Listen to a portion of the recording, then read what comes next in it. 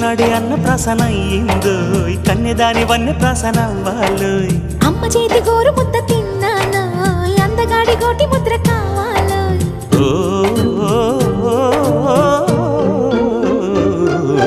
కాస్త నన్ను నువ్వు నిన్ను నేను కోరుకుంటే కోరుకున్న చోట నువ్వు నేను చేరుకుంటే చేరుకున్న చోట ఉన్న దీపం మారుతుంటే ఆరుతున్న వేళ కన్నెకాలు జారుతుంటే